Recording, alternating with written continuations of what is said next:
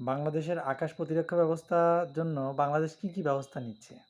বাংলাদেশ ইতিমধ্যে আমরা দেখেছি জে-10 সি বা চীনের অত্যাধুনিক যুদ্ধবিমান, যেটা ৫০ থেকে ৬০ মিলিয়ন করে পার পিসের দাম এবং সব রক্ষণাবেক্ষণ সহ আনুষঙ্গিক খরচ মিলিয়ে প্রায় ১০০ মিলিয়ন পড়বে।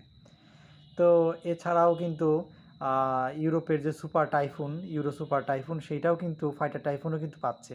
সেটাও প্রায় ১৫০ মিলিয়নের কাছাকাছি খরচ পড়বে প্রতিটি। এছাড়াও পাচ্ছে T-129 অ্যাটাক হেলিকপ্টার, যে অ্যাটাক হেলিকপ্টার দিয়ে কিন্তু আমরা খেয়াল করছি যে তুরস্কে কিন্তু বেশ অভিযান চালিয়েছে। তুরস্কের যে কুর্দিস্তান অঞ্চলে, পাকিস্তান বেলুচিস্তান অঞ্চলে বেশ কয়েকটি জায়গায় এটা হামলা চালানো হয়েছে এবং এটার ইফেক্টিভ বা কার্যকারিতা প্রমাণ করা গেছে। আসলে বাংলাদেশের আকাশ প্রতিরক্ষা ব্যবস্থাগুলো খুব বেশি কিছু ছিলই না। বাংলাদেশের মোট মিলে প্রায় ২১২টি এয়ারক্রাফট ছিল বিভিন্ন মানের। তো তার মধ্যে যুদ্ধবিমান ছিল মাত্র ৪৪টি, মানে ৪৪টি যুদ্ধবিমান।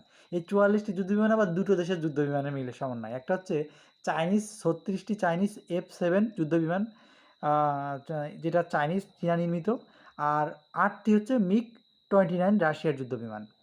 বাংলাদেশের যে প্রথম যুদ্ধবিমান, এই যুদ্ধবিমানটার দেয় কারা? রাশিয়া MiG-21 নামে এক যুদ্ধবিমান দেয়। এটা ১৯৪০ থেকে 50-এর দশকে এই যুদ্ধবিমানটা আসলে কী হয়, নির্মিত হয়। সেই যুদ্ধবিমান MiG-21 বাংলাদেশকে প্রথম উপহার দেয় রাশিয়া। তো সেটারই আপডেট ভার্সন MiG-29, এটা ৪র্থ প্রজন্মের যুদ্ধবিমান। এটা কিন্তু ইফেক্টিভ একটি যুদ্ধবিমান ছিল, যদিও এটার বেশ কিছু দুর্বলতা বা উইকনেস রয়েছে।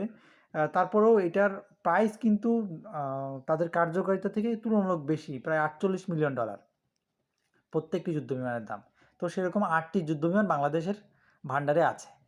আর আছে হচ্ছে যে পুরনো প্রজন্মের প্রায় ১৯৬০-এর দশকের যে F-7 যুদ্ধবিমান, যেটি আসলে খুবই অল্প পরিমাণ অস্ত্র বা গোলাবারুদ বহন করার সক্ষমতা রাখে এবং এটাতে হামলা করতে শুধুমাত্র এয়ার থেকে গ্রাউন্ডে হামলা করতে পারবে না, আকাশে থেকে আকাশে যে কোনো বিমানকে হামলা চালাবে সে সক্ষমতা এই F-7 যুদ্ধবিমানের নেই। তার মানে বাংলাদেশের আকাশ প্রতিরক্ষা ব্যবস্থায় কিন্তু একটা নড়বড়ে অবস্থার মধ্য দিয়েই গেছে বা যাচ্ছে। আসলে বাংলাদেশের আকাশ প্রতিরক্ষা ব্যবস্থা নিয়ে খুব বেশি ভাবার সুযোগও হয় নাই এবং আগের পূর্ববর্তী সরকার বা ব্যবস্থাপনা সেভাবে ভাবেও নাই। আরেকটি বিষয় হচ্ছে অর্থনৈতিক একটি সামর্থ্যের ব্যাপার আছে। কারণ যুদ্ধবিমানগুলোর যে দাম, যে প্রাইস এবং সেটার সাথে যে চুক্তি সেগুলো এবং সেটার সমন্বয় সব কিছু মিলে কূটনৈতিক তৎপরতা যা এবং এইগুলো যে এতটাই গুরুত্ববহ একটি বিষয় যে আসলে বাংলাদেশের পক্ষে সেগুলো সম্ভব হয়নি সেরকম উন্নত যুদ্ধবিমান কেনার। কিন্তু বর্তমানে বাংলাদেশ চেষ্টা করতেছে এবং এই অর্থবছরে এই অত্যাধুনিক যুদ্ধবিমান কিনবে তারা। ধন্যবাদ।